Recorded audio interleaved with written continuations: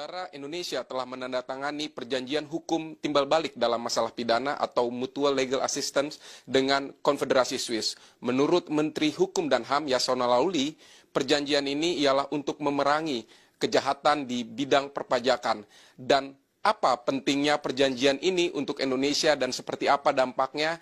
Kita saat ini sudah bersama dengan pengamat perpajakan Justinus Prastowo ya Pak ya. Kira-kira dampaknya untuk Indonesia, perjanjian ini seperti apa? Ya, secara normatif ini akan sangat bermanfaat bagi Indonesia karena selama ini problem kita adalah kesulitan menjangkau dan mendalami lebih lanjut dugaan pidana korupsi, money laundering maupun perpajakan ketika melibatkan negara-negara yang merupakan tax haven seperti Swiss.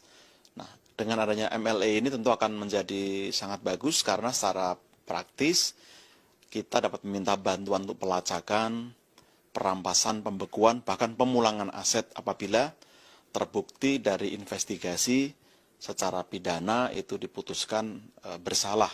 Prosedurnya adalah kita harus meratifikasi dulu MLA ini nanti menjadi undang-undang supaya bisa berlaku sebagai hukum positif. Jadi ini semua akan bergantung kepada keberanian, kepada political will pemerintah Indonesia. Apakah aparat penegak hukum kita berani melakukan terobosan itu? Kalau sudah ada investigasi, ada suspek, tentu pemerintah Swiss tidak bisa menolak karena mereka terikat dalam perjanjian ini. Berapa potensi yang bisa didapatkan oleh Indonesia dari perjanjian ini, Pak? Ya, memang tidak ada data empirik yang secara akurat menyajikan berapa data di sana. Tapi kalau saya pakai penelitian Gabriel Zucman tahun 2017, ada sekitar 10% PDB global yang disimpan di tax haven. 45%-nya itu disimpan di Swiss. Orang Indonesia itu menyimpan dana di offshore, itu kurang lebih 331 miliar dolar, atau kurang lebih 4.600 triliun. Yang ikut amnesti sekitar 1.100, artinya kurang lebih masih ada sekitar 3.500 triliun dana di luar Indonesia, milik orang Indonesia. Kalau kita pakai proksi atau perkiraan bahwa 45% dana itu di Swiss, berarti kemungkinan tidak kurang dari 1.700 triliun dana ada di sana. Atau sekurang-kurangnya kalau 28% yang digunakan oleh Zucman sebagai perkiraan paling minimal, berarti ada sekitar 800 triliun yang ada di sana.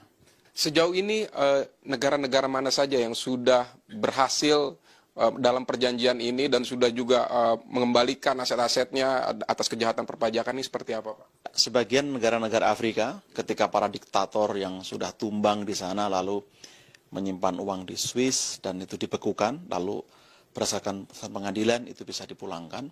Yang terakhir itu kan Jerman dan Amerika Serikat. Beberapa whistleblower membuka data pengindaran pajak para pengusaha di Amerika Serikat yang disimpan di Swiss, lalu HSBC misalnya, lalu melalui investigasi itu dipulangkan. Jadi saya kira kita bisa mencontoh success story negara-negara tersebut, tinggal kita ikuti patternnya seperti apa, effortnya seberapa besar, supaya kita juga bisa memaksimalkan benefit untuk rakyat Indonesia. Terima kasih untuk wawancaranya dengan Kompas TV. Ya, saudara, tadi demikian wawancara kita dengan pengamat perpajakan Justinus Prastowo yang menjelaskan mengenai pentingnya perjanjian Mutual Legal Assistance antara Indonesia dengan Konfederasi Swiss ini. Vidi Batlolone, Rizky Tri, Kompas.